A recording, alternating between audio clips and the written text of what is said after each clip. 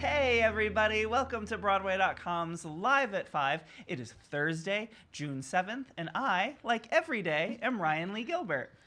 Okay, and I, like every day, Yeah. I'm Beth Stevens. And we are joined here in the studio by the wonderful Caitlin Moynihan. Hey.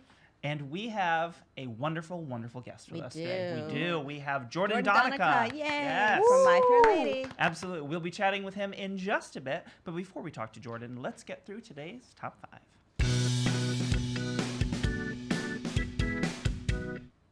Guys, we are in the final countdown to the Tonys, and we're still finding out new information. They like to roll it out slowly. They do. They like to roll it out slowly. let it drip. Okay, here's the latest. Yeah.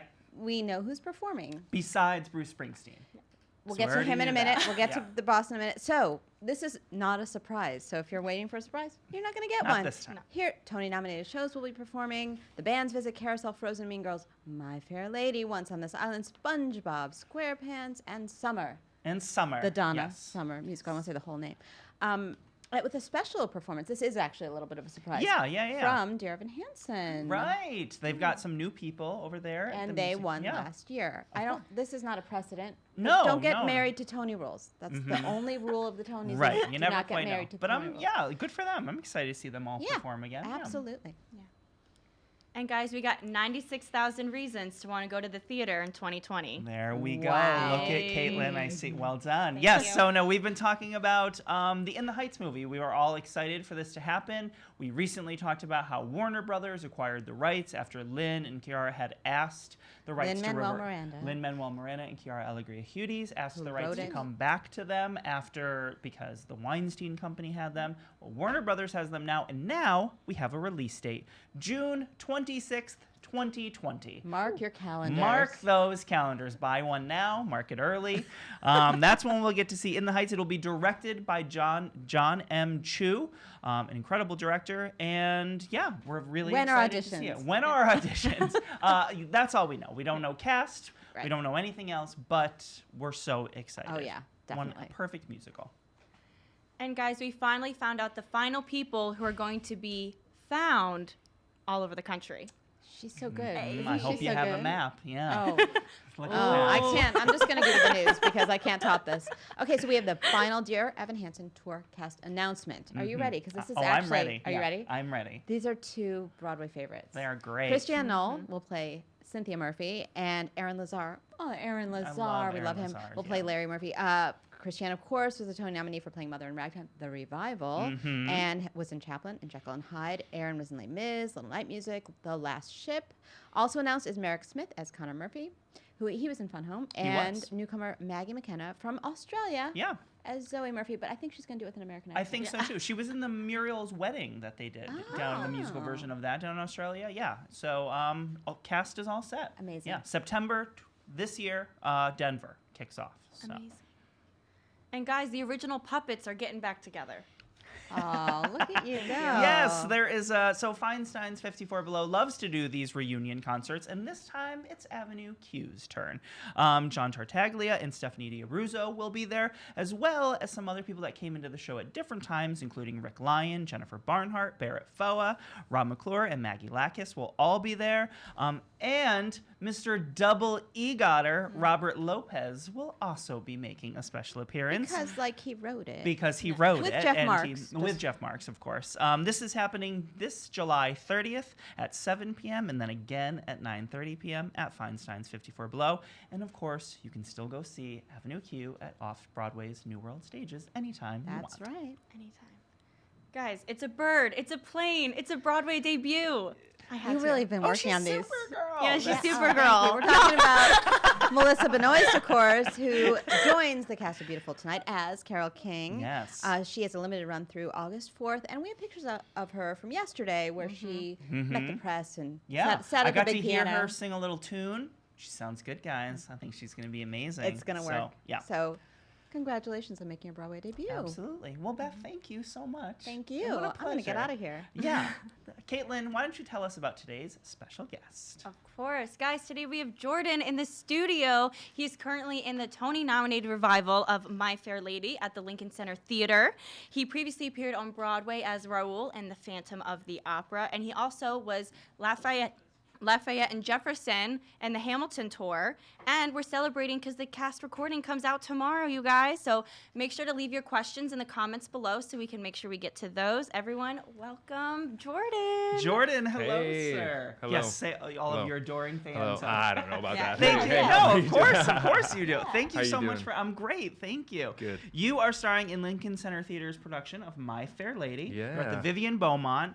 Tell me, what do you love about this show, and how much fun are you guys having over there? I loved this production, by the way. Thank you. My fiance and I went and saw it, and we absolutely loved it. And you, Great. one of the best parts. Thanks. You're all wonderful. But Thanks. Yeah, it's a really crazy cast. yeah, This you've got. is- I've had a very lucky journey so far, but this is one where every day I step on stage and I look around and I'm like, I can imagine. oh my goodness, I get Right. to watch these people every night and perform with these people every night. And everyone's just so amazing. And Lincoln Center Theater is such an amazing place to work. Mm-hmm. You know, led by Andre Bishop and everybody over there. They're just so kind, and they put the art first and the exploration of the piece first. And Yeah. and Bart is really good about challenging us to keep going even once we've opened. So it's a dream come true for sure. I'm glad you bring up Bart. I mean, Bart is just a master at what he does, and Truly. like he success after success after success. What is it like working under his tutelage? It's amazing. I mean, it's one of those things where he expects you to come in and challenge the vision that he has for the show, to push it further, to say yes and. He's very collaborative as a director. He wants you to really kind of take hold of your rehearsal, which is great. Yeah. And he meets you there. But he's already done so much work before you even step into the room that you have to do that kind of work on your own as well. Sure. And the level of intensity and detail with which he works it's fascinating to watch. You know, I don't have a lot of stage time, so I took advantage of watching a lot of my fellow castmates work with him, even down to the ensemble work that he and Chris would do.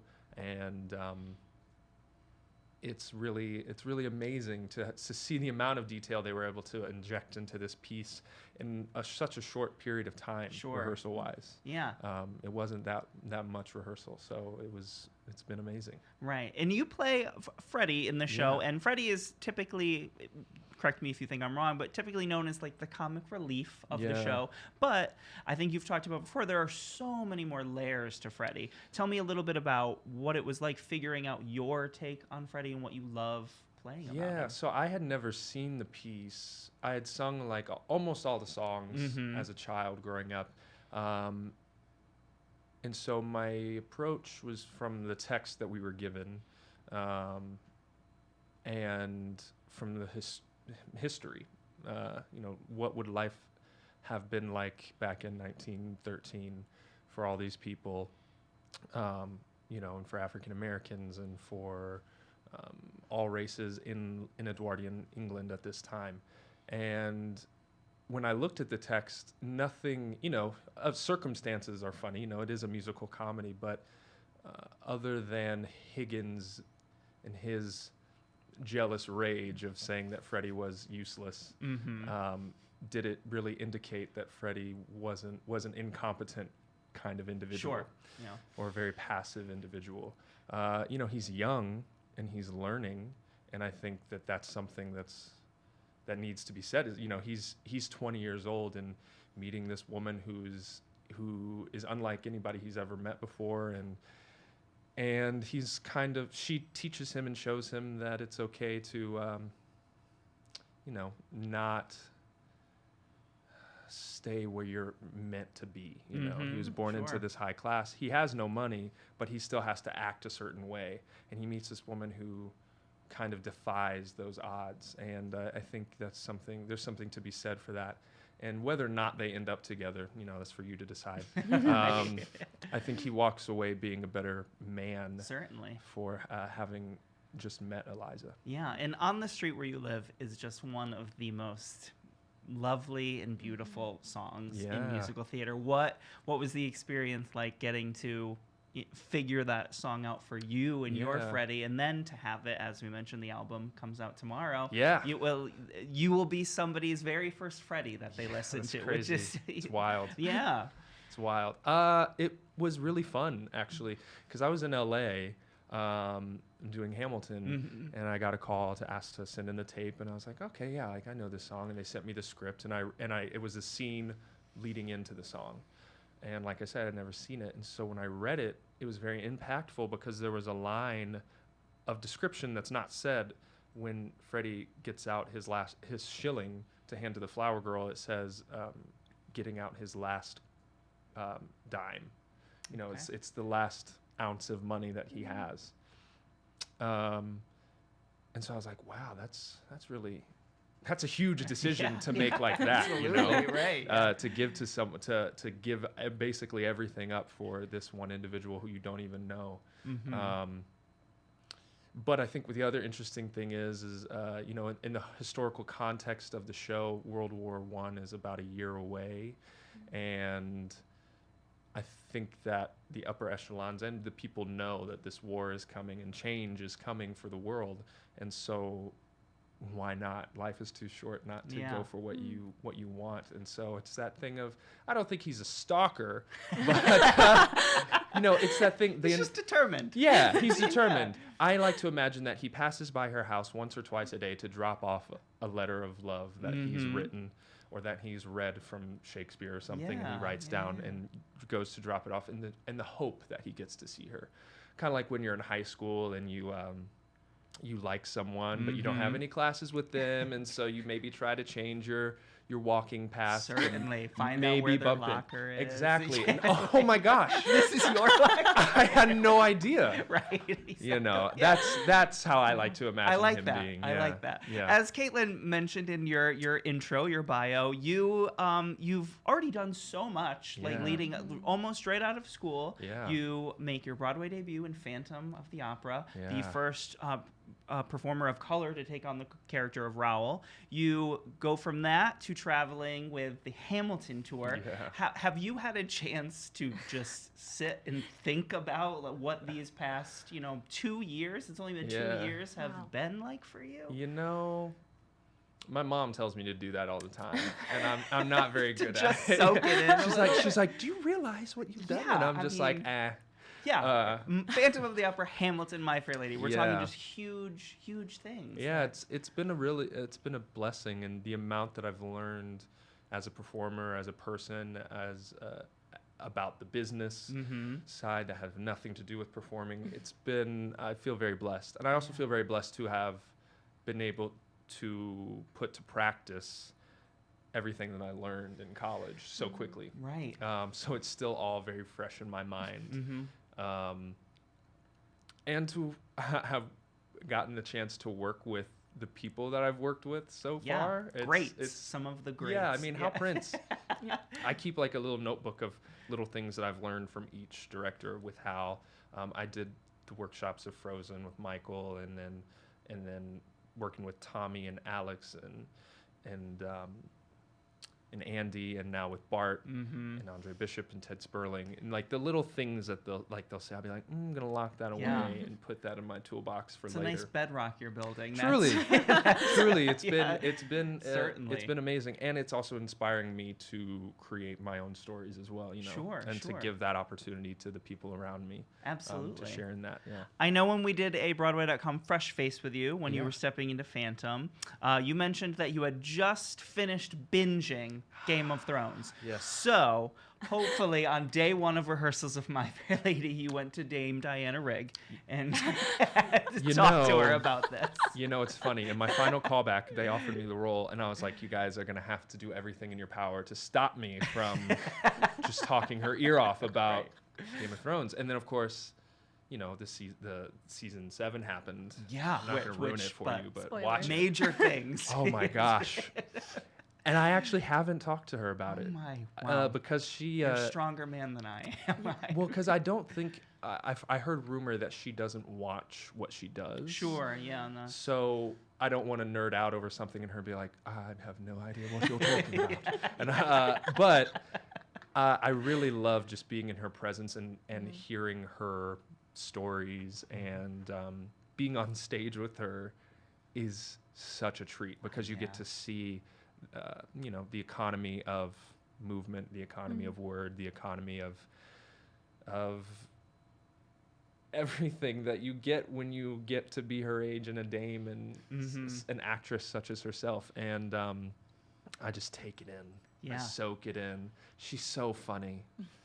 All the Brits are really funny. She's amazing. Yeah, that's actually been another cool part about My Fair Lady, is doing a show about Edwardian England based off of a play written by an Irishman, but that's written by two dudes from 1950s America. Yes, this is how it should also be described. That's how you should describe My Fair Lady. Yeah, yeah. But then having these three British people, I think there's only three, and then being, well, that's just not right. That's just not accurate.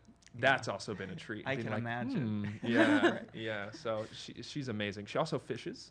Oh. We talked about that the other day. Okay. She's an amazing woman. She's I sprightly. bet. I'm not surprised. I I know we want to take some questions from some fans and people that are watching, but right before we get to that, I heard a rumor that you were obsessed with Escape the Room.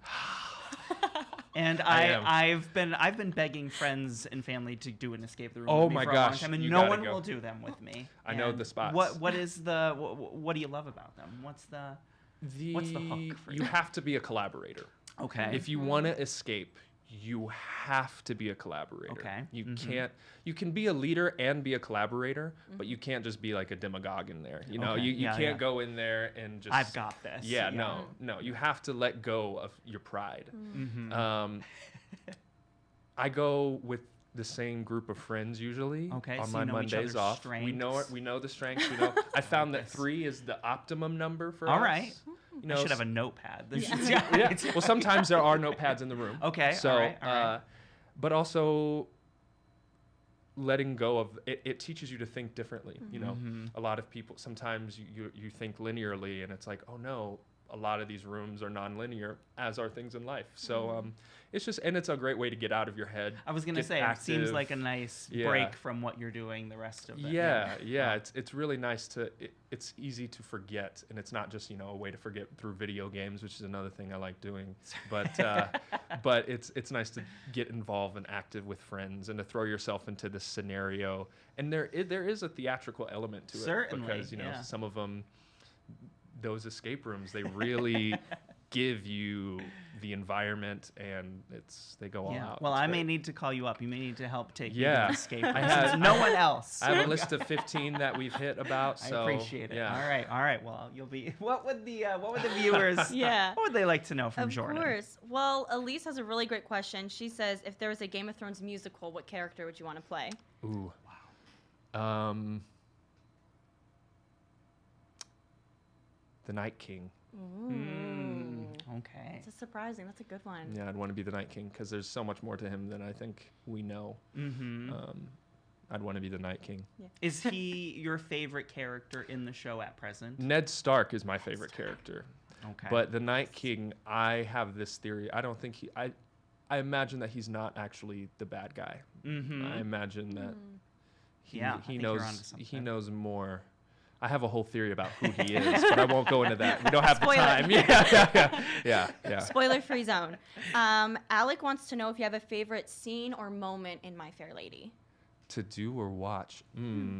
My favorite scene and moment has nothing to do with me. It's when it's the Eliza and Higgins scene after we did it. Just before I come on and sing the reprise of On the Street Where You Live. That's my favorite moment of the whole show because she really gives it to him, I think. She does. And it's heartbreaking. It's beautiful. I remember watching it in rehearsal and like crying through in the run through, and I was just like, oh, it's singular. Do you find yourself when you're not on stage planting yourself in places where you can still watch? Yeah. Like, is it? Yeah, especially if someone goes into the show that hasn't been in yet, or if it's the first time. Especially when we were first starting, I was. Now, not so much. Now I kind of play my Sudoku and read my books or write, but I do from time to time like to sit in the VOM area Yeah. and just watch what's happening on stage because it's some of the best acting I've ever Right, seen and in only my a life. handful of people will ever get to have that view, Right. and it's a very Right. cool. Yeah. And you can watch the audience from there. Yeah, right. Yeah. He's watching you. You can. It's So a very just know. intimate space. So you can be like, I wonder what this person's doing over there. There's 2 shows happening, so it's great. Watching it. Preksha wants to know what you think is one of the biggest lessons that audiences can take from this revival of My Fair Lady. Oh, Good man. question. See, that's a hard question because I'm one that will never tell someone what they should or shouldn't take away from a piece of art. Because if it's for you, it's for you. If it's not, it's not, and that's fine. I can say for myself, it really reminds me of the women that I was raised by. I saw you mention somewhere about being raised by a little village of women. Yeah. Which I can't have a similar experience. What was that? I mean, the agency that comes along with being a single woman who isn't necessarily who isn't looking to be defined by her relationship with a man to tell the world who she is. No man needs that, so why do women? And I think the fact that that's still relevant today is a problem, but it's still relevant today for a reason. So that's the main lesson that I hope audiences take away. But again, if you don't, that's fine. Right. Have you had those the women that did raise you? Have they been able to come and see the show? Yeah. And what was it like having them on there? They loved it. Yeah, They well, of loved course. it. They all came to opening night. Okay. They Lovely. my mom and her 2 sisters, and they went shopping together beforehand, got their gowns, came, and I love having them around because I never have to entertain them. They can, they never meet a stranger. So I got to the party and They're like, we have to introduce you. They're like, oh, Hugh Jackman's over here. We met him. He's great. I was like, so I just love having them around, and they always, the thing I love about theater too, that they always express to me is theater happens everywhere, and I go wherever the work is. It's not just in New York, it's all over the world, and my family always goes. And that's what I love about theater is that it's helped a lot of people in my family who would have otherwise never left Indiana or Ohio go to places outside their comfort zone and see things and meet people from all over and to show the world that we're all the same. So it's been great. Absolutely. Amazing. Well, we can do one more question, and people want to know what your routine is, but pre-show routine is.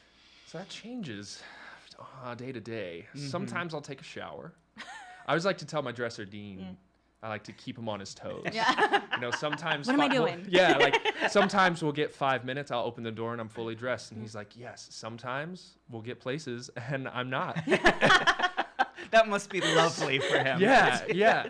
We keep the building alive, Keep it moving. I bet. Sometimes I like to shower, steam it up. It depends on how my voice and body are feeling. Lately, I've been drinking a lot of peppermint tea. Okay. Because one thing I never want to do that they never really talk to you about, when you're doing 8 shows a week for such a long time, there is such a thing as over warming up your voice. Sure. So before you even step on stage, you're exhausted. And so you always want to do just the right amount. Always vocally warm up, but that, sometimes that means blowing through a straw into a cup of water to just massage your vocal cords, humming, lip trills, anything to activate the resonators here, and then the rest of your body and here. Anything that helps those, I try to do every day, but it changes. Right. Well, I Wow, know. learning. I know that you're not on social media. That's I'm not. your You thing. can follow me on Facebook, but other Alright. than that, no. Follow him on Facebook. You can Otherwise, hashtag me, but other than that, but what you really need to go do is see the Lincoln Center Theater production of My Fair Lady at the Vivian Beaumont Theater with Jordan Donica as Freddy. An incredible cast. We're rooting for you guys going into Tony Thanks. night. So We're excited. so excited to see you guys Yeah. perform. Go see the show. Thank you so much, Jordan, Yeah, for thank coming you. by. Such a pleasure talking Thank with you. you. The pleasure's And all mine. Thank you. And Caitlin, why don't you take us out? Sure. Thank you guys so much for tuning in today. We are live at 5 every day on Facebook, except for Fridays over the summer, so don't tune in tomorrow. Podcast version of today's episode will go up right after this for you guys to listen to. And make sure to come in on Monday, the day after the Tonys, with Sirius XM on Broadway host Julie James.